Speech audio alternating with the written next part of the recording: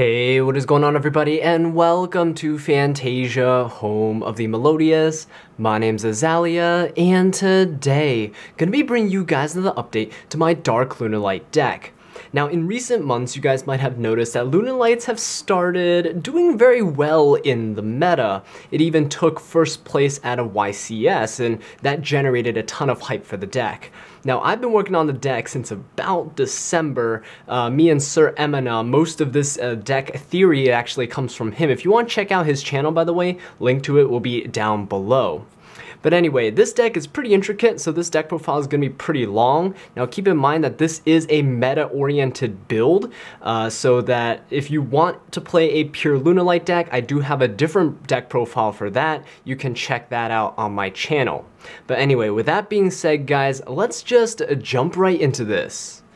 Okay, so starting off, we were playing with our non-pendulum Lunalight monsters, and we have only a handful of them. So starting off, we're playing 3 copies of Lunalight Kaleidochick. This card is one of the best cards in the deck because it provides your graveyard setup without being vulnerable to Ash Blossom. Kaleidochick sends another Lunalight monster from your deck to the graveyard as a cost, so you can't really have her get negated. You're going to be sending the card regardless of what your opponent has. Okay, so next off, we're playing 2 copies of Lunalight Yellow Marten. Now, 2 copies of Yellow Martens here because she is very important. She's basically an in-archetype Zephyrus for the deck and allows you to abuse your Lunalight Tiger over and over again in your Pendulum scale to keep on reviving monsters. So 2 copies of Yellow Marten is actually very important because the fact that when she leaves the field, if she special summons herself with her own effect, she actually banishes herself. So sometimes the second copy does come up. However, this deck does have the capability to recover some resources that are banished with this card right here. So we're playing 1 copy of Lunalight Emerald Bird. Now Emerald Bird, I used to have it at 2, but now I cut it down to 1 because of the fact that the XYZ, there is a Time Thief XYZ that actually detaches materials as an effect right here, Time Thief Redoer, which we play in our extra deck. Because it detaches as an effect, you can actually reliably trigger your Emerald Bird whenever you want to actually get that special summon effect. She doesn't get her effect if she's sent by cost, so you can't actually get her effect if you send her with Kaleidochick, but she does get it if you detach her from Redoer, so that's actually really important to know. She actually helps you enable extended combos and allows you to get an extra synchro on board, which gives you an additional negate for a spell or trap card, which is very, very important for this deck and making sure that your opponent cannot break your board. So Emerald Bird is actually very important here, but again, it's very easy to tutor out because Kaleidochick can just send her to the graveyard and you can revive her with something like your Lunalight Tiger or any of the other revival cards in your deck. Alright. So moving on, talking about revival, we have 1 other card that helps us recover things from the graveyard, and we're playing 1 copy of Lunalight Black Sheep. Now, Black Sheep here is kind of like as a tech. You can recover a lot of things from your graveyard that are very useful, especially because I like to send Lunalight Wolf very early on in my combo strings where I have an extra send with Kaleidochick, and Black Sheep actually allows you to recover that from your graveyard, and then on your subsequent turns, you can easily go from lock your opponent out of the duel to OTK your opponent with a fusion monster. So this is actually pretty important. You can actually recover other cards like Yellow Marten, Emerald Bird if you want to discard with some of your other cards to gain some additional effects or some advantage. So Black Sheep's just kind of a utility card here. You only need 1 copy, and we never use her effect to search polymerization because this deck doesn't fusion summon outside of using Wolf in the scale. Alright, so that's it for the Lunalight monsters there. Next off, we're going to go into the pendulums. So for the pendulums, we're playing, of course, 3 copies of Lunalight Tiger, the best Lunalight monster in the deck, hands down. There's no argument here. Ever since the release of Lunalights in Shining Victories, Lunalight Tiger has been the defining card because of the fact that her revival effects are not hard once per turn. You can just keep on using her over and over again, and because of her redundancy, her pendulum effect allows her to monster reborn, but if she gets destroyed in the pendulum scale, she has an effect where she can still monster reborn. So you get so much advantage off of her, and it's absolutely ridiculous. Without Tiger, this deck cannot really function at all. Okay, so moving on, we also have one copy of Lunalight Wolf. I mentioned her earlier. She's here for the fusion plays. She helps us tutor out our Saber Dancer from our extra deck, which allows us to have a huge beat stick on our side of the field and push for a ton of damage or just attack over some of our opponent's monsters. Lunalight Wolf comes up on subsequent turns, again, on your second or third turn when you're going to push for that OTK after you stopped your opponent from doing anything on their turn. So she's actually very crucial in this deck. There are some builds that you can just cut her in the fusion completely for some extra utility, but that's sacrificing a bit of your follow-up plays on your second and third turn for your first turn pushes for an even stronger first turn opening board. But personally, I prefer playing one copy of Wolf because of her utility, and follow-up plays are just really, really nice and really hard to match, to be honest. Alright, so that does it for all of the Lunalight monsters. Next up, we're going to go into the Dark Engine that we play. So for the Dark Engine, unfortunately these cards are all limited right here. So we have one copy of Armageddonite and one copy of Dark Grepher. Now these two cards are kind of like your substitutes for Kaleido Chick in case you don't draw into her in your opening turn. Which does come up at times. They're also searchable by Rhoda because both of them are warriors. Now Armageddonite is just send something from your deck to the graveyard, and Dark Grepher as well. Now Dark Grepher has to have something else in your hand for you to pitch, but that usually is not a problem at all. The thing is that both of these cards, when they send something to the graveyard, it's an effect, so that you can actually trigger something like your Emerald Bird or your Yellow Marten to go ahead and grab some Revival or grab some searches along the way. So they're actually really useful in that regard. Alright, moving on, we're also playing one copy of Blackwing Zephyros the Elite. Zephyros is here because of the fact that it's really nice as a tech. Because Yellow Marten can only be activated once per turn, this acts as another bounce for us to bounce that Tiger so we can use her yet again. It also puts another level 4 Dark Monster on field as a Winged Beast type, which means that you can go into various plays such as Curious, or you can even use it as just a material for something like Bardache and Link monsters like that. So it's very, very versatile in this deck. Definitely still recommend you play it even though Yellow Marten is a thing. And then last but not least, for our birds, we were playing one copy of Raid Raptor Singing Lanius. Now, Singing Lanius is here because of the fact that your Kaleido Chick and Tiger opening hand is one of your most common two-card combos. Of course, Kaleido Chick can be replaced by Armageddonite or Dark Grepher in that case. And those are very common opening hands that you can have. And Singing Lanius actually allows you to go into a Summon Sorceress play, which allows you to tutor out the Zephyros from your deck, and it allows you to establish an extremely strong board. Without Singing Lanius in the deck and without the Summon Sorceress play, you actually have a more difficult time tutoring out an extra Synchro monster on top of all of your other pieces on your board. So this as a tech right here allows you to actually go for an extra negation on your first turn. And if you draw into this, it's fine because it's almost never dead, because you can always XYZ summon into your Force Strix, and Force Strix can just search Zephyros instead of the Singing Lanius, so that's always a thing. Alright, so those were the dark pieces that we had in the deck. Moving on, we have two of our Phantom Knights cards actually, and these are, I consider these part of my Dark Engine. So we have one copy of the Phantom Knights of Ancient Cloak and one copy of the Phantom Knights of Silent Boots. Now these two cards are extremely important for the deck. As you see in the meta, we have a lot of decks that are utilizing the Phantom Knights engine. Now Ancient Cloak is here because of the fact that it can search the Phantom Knights card, which includes Silent Boots. So if you banish the Ancient Cloak from your graveyard and search your Silent Boots, if you have Bardache on your side of the field, you can actually special summon the boots out, and it's an extra material that you can use to link into something like your Nightmare Griffins, which is really useful. And then, of course, your Silent Boots can search out Phantom Knight cards, Spell and Trap cards. So this can search out all of your traps or your spells. Ancient Cloak can only search out the Rank Up magic and the Shade Brigadine. This cannot search out Fogblade because Fogblade is a Phantom Knight's Fogblade. It's not the Phantom Knight's Fogblade. So it's something very important to keep in mind. It's a very small detail, but it's really important. It can come up at times. So yeah, these two cards, really good for what they do, obviously, bring a lot of utility to the deck. Alright, so next off we're playing one copy of Destrudo, the Lost Dragons Frisian, and Destrudo is here because it allows us to go into our Synchro play. I do play FA Dawn Dragster in the deck because of the fact that it negates a spell or trap card, which means you can protect yourself from Evenly Matched, and you can protect yourself from something like Twin Twisters. Twin Twisters actually hurts this deck a lot because the Phantom Knight's Rank Up magic can only be activated during the main phase, so if your opponent during their standby phase or whatever tries to pop your back row, you cannot actually chain to it during that time. So that's something very important to keep in mind. So Destrudo allowing us to access the Dawn Dragster is huge. Now you can tutor out Borreload Savage Dragon with the Destrudo. If you had like a Phantom Knights of Silent Boots on your side of the field, you can make Destrudo level 4 and you can synchro it with another level 4 that you have on board to make the Savage Dragon. However, going for the FA Dawn Dragster is much more consistent, and with the combo strings that we have in this deck, it's much more easier to access consistently. So that is something that's very important. Consistency is key in a deck like this.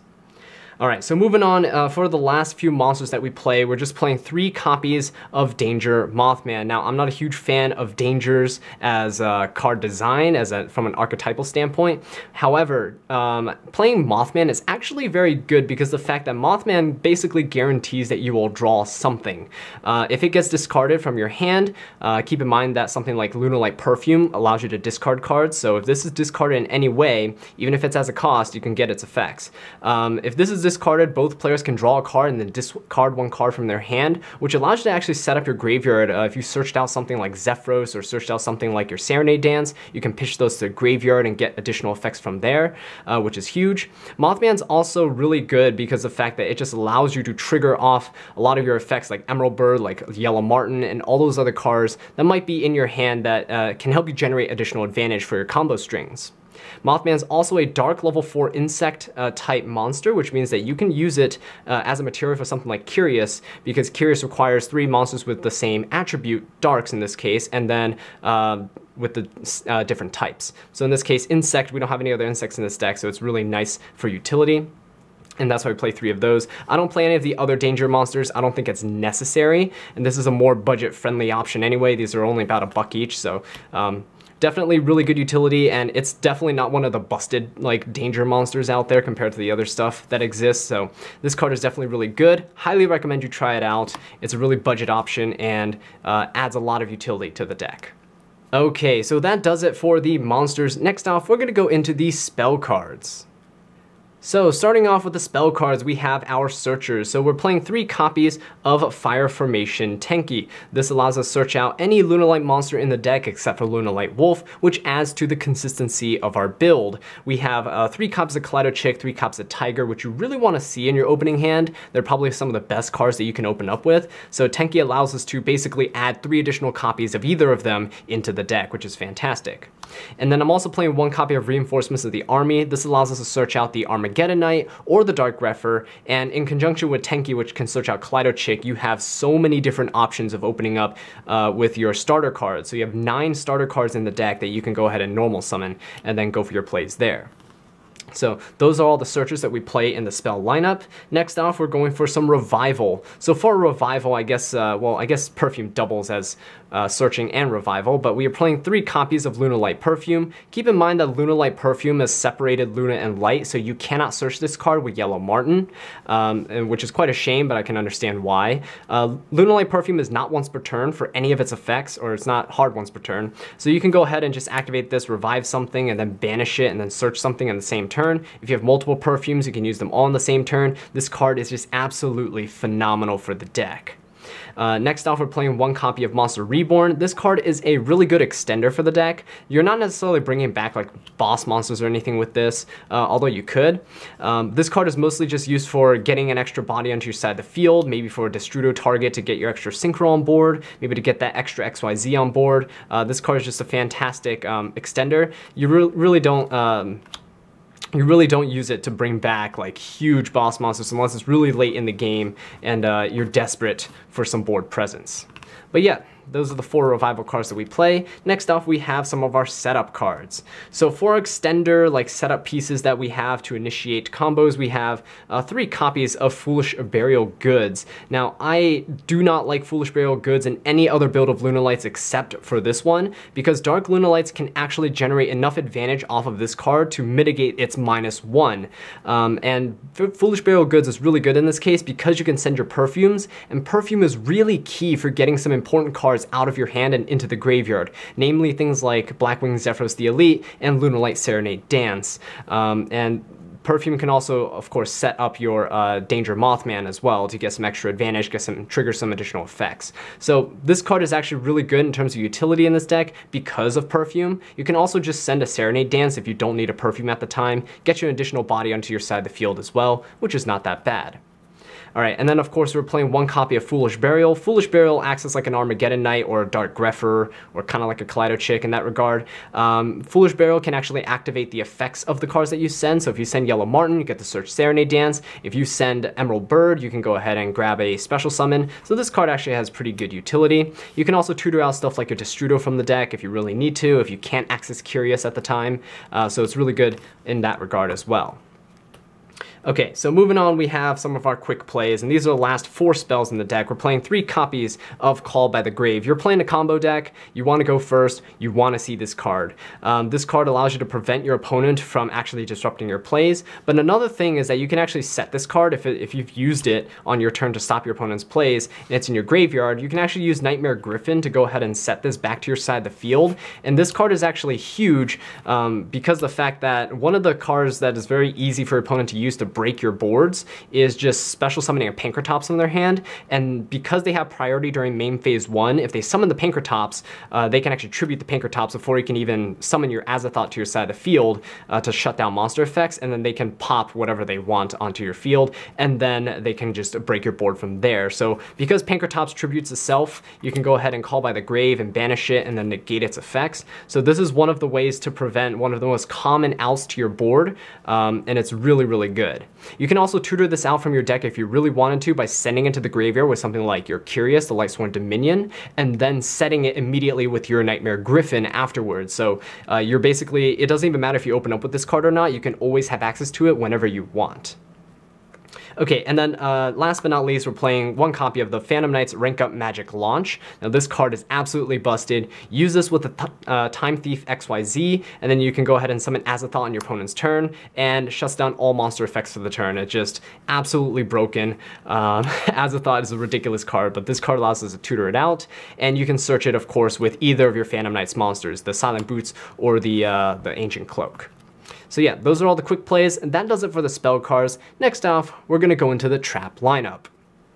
Alright guys, so for the trap cards, starting off we are playing with one copy of Lunalight Serenade Dance. I've explained this earlier, but you can search this out with Yellow Martin, and it has a really good graveyard effect where you can banish it, send a card from your hand to the graveyard, and go ahead and summon any Lunalight monster you want from your deck to your side of the field. So it's really good in terms of getting rid of some stuff that you don't want in your hand, while also getting another level 4 monster onto your side of the field for you to go ahead and combo off with. Next off, we're playing one copy of the Phantom Knight's Shade Brigandine, and Shade Brigandine is absolutely fantastic. This is the card that you're 90% of the time going to be setting with your Bardache, which is your Phantom Knight's Link monster, because it allows you to have another level 4 body on board, and also it allows you to have this is material under your Time Thief monster, which is really good. You want that, definitely. But yeah, the Shade Brigandine is a great extender, and it's definitely set way more often with your Bardache compared to Fogblade, but Fogblade is here in the deck just as utility. Fogblade is actually really nice because of its revival effect, and because of it allows you to actually stop your opponent's normal summon effects. So because your opponent has priority during main phase 1, which means you can't do anything at the start of the main phase 1 unless they pass the priority to you. So they can technically just normal summon a monster and then get its effect off before you can activate your Azathoth. So if you have Fogblade set and your opponent normal summons a monster, you can flip this over and negate that effect, and then chain your other plays for Azathoth and things like that to shut down monster effects for the rest of the turn. So this is actually kind of decent depending on your matchup and what you're going up against, but definitely a lower priority compared to Shade Brigandine, because Shade Brigandine is what gets you that extra piece to get into that Azathoth play. So this is definitely one of the more important pieces in the deck. Alright, but yeah, that does it for all of the trap cards. 40 card main deck, very, very consistent. Next off, we're going to go into the extra deck. Alright guys, so for the extra deck, starting off, we're playing some fairly generic Link monsters. We're playing one copy of Underclock Taker. Now Underclock Taker is here because it's a Link 2, and it's generic, just requires 2 effect monsters, and it's a dark attribute with a Cyber's type. This is actually fairly important because it does allow you to go into your Bardache. Being a dark Link 2 means you only need one other dark monster in order to climb to your Bardache, and because it's generic, it doesn't matter what you have on your side of the field, you can always make this, which is really good. Alright, so next off we have one copy of Firefighting Darumidal. This card is actually fantastic for its back removal effect, but also because the fact that you can use this to make your Summon Sorceress plays with what I mentioned, your Singing Lanius. So what you can do is this requires a Beast, Beast Warrior, or a Wing Beast type monster. So if you have your 4 Strix in your extra monster zone, you can actually link it with a Lunalight monster to make your Darumidal, and then revive a Lunalight monster back and make your Summon Sorceress. It's pointing to your Singing Lanius, and Singing Lanius can then summon out, your Summon Sorceress can summon out a Zephyros from your deck because it's pointing to Singing Lanius. So Darumidal is actually really good in terms of link material, and because of the fact that it can pop back row, which is really important in this deck. Alright, moving on, we also have one copy of Nightmare Phoenix, generic back row removal. You don't really use it that much in your combo strings, but it is really good for subsequent turns and follow-up plays. And then we're playing one copy of Nightmare Unicorn because it is just one of the best spot removal cards in the game right now that you can tutor from your extra deck. So yeah, these 2 cards are absolutely fantastic. Okay, so that's it for the generic Link monsters. Next off, we're moving into the more combo piece-oriented links. So we're playing one copy of the Phantom Knights of Rusty Bardache, and this Rusty boy right here is so powerful because the fact that it can send a Phantom Knight monster from your deck to the graveyard and then set one of the Phantom Knight spell or trap cards from your deck. So this thing tutoring out your Shea Brigadine while setting up your Ancient Cloak or Silent Boots is huge. He generates so much advantage for the deck, it's absolutely insane. Just keep in mind that you cannot use it as a link material, which kind of sort of balances out, but yeah, whatever. Right? It also has a side arrow to going to the right, so you could summon it in your extra monster zone, which allows him to have bottom left, bottom right, or you could summon him off of something else and then have him in the main monster zone and still have a zone that it can point to. Now Bardache does have an effect where if a dark XYZ monster is XYZ summoned to the zone that it points to, you can target a card on the field and destroy it. This is kind of important in some of our combo streams because you can actually target your Lunalight Tiger in your Pendulum Scale, destroy it, and then get another revival effect to get that extra level 4 monster on board to either make an extra rank 4 or make your Synchro play. So Bardache actually has so much utility for this deck, it's absolutely insane. Really does remind me of Zodiac Dryden from back in the day. Alright, so moving on, we're playing one copy of Curious the Lightsworn Dominion. You guys know what this does already. Just sets up our Destrudo in the deck. You can also send Perfume, or you can send Call by the Grave, whatever you want to tutor out from your deck, and it's really, really strong. One copy of Summon Sorceress right here. I explained the play already to you guys. So Summon Sorceress here to tutor out the Zephyros, and it's really good in conjunction with our Singing Lanius. And then we also playing one copy of Nightmare Griffin. Now Griffin works really well with Curious because Curious plus another monster makes Griffin. You can also make it off of Summon Sorceress as well. So it gives your Link 3s actually some utility for link climbing. And then Griffin can also just set up whatever Curious sent, you can set it to your side of the field. And if it's co-linked to something like your Bardache right here, you can actually get an extra draw off that too. So it's pretty good. Alright, but yeah, that does it for all of the combo piece Link monsters right here. Next off, we have one last Link monster, and this card is really here to kind of help break your opponent's boards and then push for game on your second turn. So on your second turn, because the fact that we have access to so many follow-up plays on our second turn, because of all the resources we have in our graveyard and on our side of the field, you can actually very easily go for a Boral Sword Dragon, and this allows you to attack over so many different threats on your opponent's board if they do manage to make anything that is on their turn, and then this just helps push for some extra damage for game. So yeah, just one copy of Boral Sword. You don't have to play this card, you can actually swap it out for something else if you really want to. Another rank 4, another Link monster, Borolo Dragon, whatever you feel like is necessary, but in my testing, Boral Sword is the most consistent for winning and closing out games. Alright, so that's it for the Link monsters. Next off, we're going to go into the XYZs. So for the XYZ, starting off, we are playing more like generic removal type cards. So one copy of Tornado Dragon. This card is really good against back row. You really do want to summon it and clear out your opponent's stuff if you're going second. And also if you're going first, if you have enough resources, which doesn't come up too often, but you could squeeze out an extra rank 4 in terms of Tornado Dragon, and that allows you an extra layer of disruption against your opponent if they decide to set some back row. It's really good against decks that utilize their back row a lot, such as Sky Strikers, Altergeist, and things like that as well. So definitely a great first turn play. Next off, we have some combo pieces. So we have one copy of Raid Raptor Force Strix, searches your Zephyros, searches Singing Lanius, sets up your plays, and sets up your hand to go ahead and discard stuff as well if you search the Zephyros. So definitely very important in terms of that.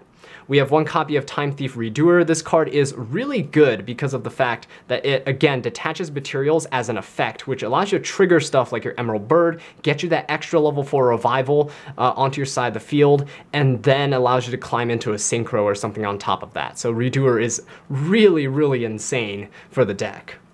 And last but not least, we have to be playing this because you're playing the rank up spell, you're playing Azathoth. So Redoer, when it banishes itself during your turn and comes back during your opponent's turn, or during the end phase of your turn, sorry, it has no materials under it, so you can activate your rank up magic, target this, summon the Azathoth on it during your opponent's turn, and then lock them out of all monster effects. Azathoth does not activate, it applies a condition the moment it touches the field, so your opponent can't like Ghost Ogre this card, or Effect Veiler this card, or Impermanence it, or anything like that. The moment this card touches the field, it shuts down all opponent's monster effects for the rest of their turn, so this card is absolutely insane. But yeah, 4 link monsters right here. I would really like to squeeze in, if I could, a Brotherhood of the Fire Fist Tiger King, because Tiger King gets you a Tenki and also allows you to negate monster effects on the field, which is huge because if you're against something like Thunder Dragons, it's actually a really great way to shut off all their Colossuses on their field and then allow you to go for searches again. So that's something that, you know, it depends on the meta and where it goes from here. If Thunder Dragons continue to rise in popularity, then I would consider putting it back in, but because it's kind of fallen off out of favor due to the recent YCS results, then I've decided to cut it for now. But it's really important to note that Tiger King is a really good card in the deck. All right. So that does it for the XYZs. Next off, going to the Synchro and then our Fusion. So for our Synchro that I kept mentioning over and over, we have one copy of FA Dawn Dragster. Now, Dawn Dragster is very important in the deck because it can negate spell and trap cards, which means that you cannot actually negate your opponent's Evenly Matched and their Twin Twisters. Like I explained earlier, you want to protect your field from obviously Evenly Matched, but also you want to protect your back row from being Twin Twistered during the standby phase, where you cannot actually chain your rank up magic, the Phantom Knight's rank up magic spell during that time. It can only be activated during the main phase. So this is actually very good in terms of stopping your opponents there. Alright, so next off we're also playing one copy of Lunalight Saber Dancer. This is the only fusion monster that I play in the deck because you can easily tutor it out with Wolf, banishing 3 Lunalights from your graveyard and then getting this out. She gains attack based on Lunalight monsters in your graveyard, so she actually gets really beefy, and then she can attack over a lot of threats that your opponent has that might have higher attack or higher defense, but she also helps you put enough damage on board to actually swing for game on your second turn. So both of these cards are very important. This is a first turn card. This is obviously a second turn follow-up card. Alright, so yeah, that does it for the extra deck, and that does it for the deck profile. I know this was a long one, guys, but this is really detailed because this is a very intricate deck and kind of difficult to learn, has a very high ceiling. But anyway, thank you all so much for watching this video. I really do appreciate it. If you enjoyed it or found it helpful, please leave a like, subscribe for more Lunalight content, and leave a comment down below letting me know what I can do to improve. And until next time, take care.